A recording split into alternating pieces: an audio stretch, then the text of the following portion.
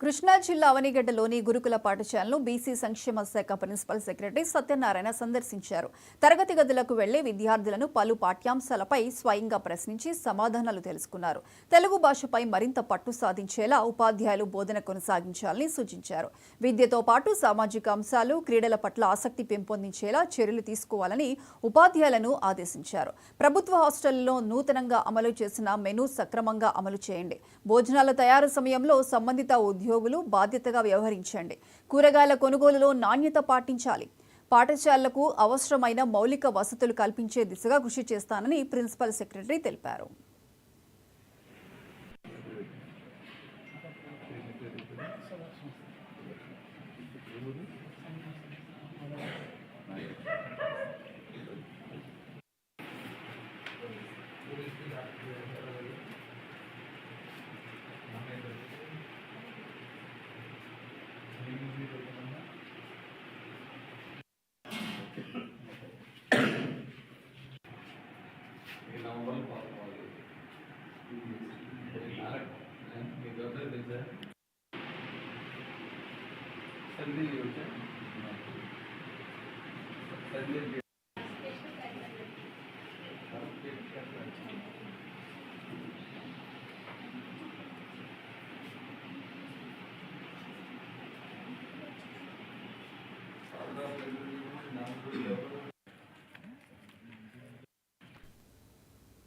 భద్రాద్రి కొత్తగూడెం జిల్లాలో అదొక జాతీయ రహదారి. చిన్న వాహనాలు మొదలు అతి భారీ వాహనాల దాకా ఈ దారిలో వెళుతూ ఉంటాయి.